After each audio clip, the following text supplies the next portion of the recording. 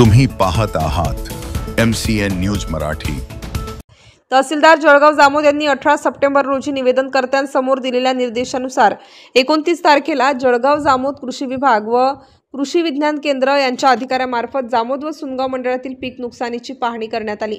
यावेळी कृषी विज्ञान केंद्र तज्ञ, कृषी विभागाचे अधिकारी, कृषी मित्र व परिसरातील शेतकरी यांच्या समक्ष संत्रा, फळगड व सोयाबीनवरील व्हायरसची पाहणी करून नुकसानीची तपासणी करून सदर पीक नुकसानीचा अहवाल सादर केल्यानंतर मंडळातील नुकसानग्रस्त सर्वच शेतकऱ्यांना आर्थिक मदत दिली जाणार असल्याचे प्रशासनाकडून सांगण्यात आले आहे। जळगाव जामोद तहसील व कृषी विभागाने सदर पंचनामे तात्काळ करून दिवाळीपूर्वी शेतकऱ्यांच्या खात्यात आर्थिक मदत जमा करण्यात येईल अशी अपेक्षा समाधान दामोदर यांनी व्यक्त केली।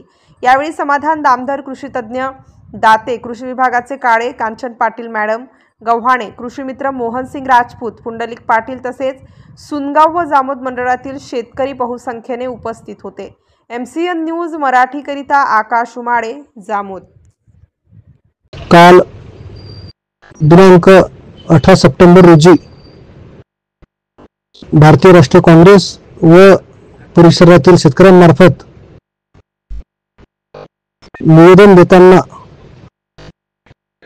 माननीय तहसीलदार जळगाव जामोद यांनी निर्देश देऊन तात्काळ पीक नुकसानीची तपासणी करण्याचे आश्वासन दिले होते।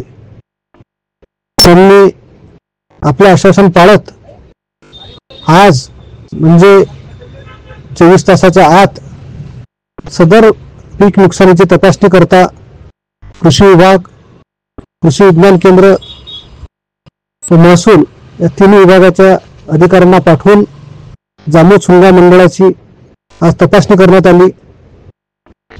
या तत्काळ केलेल्या कार्यवाहीबद्दल आम्ही शेतकऱ्यांच्या वतीने माननीय तहसीलदार व सर्व विभागांचे मनपूर्वक आभार मानतो।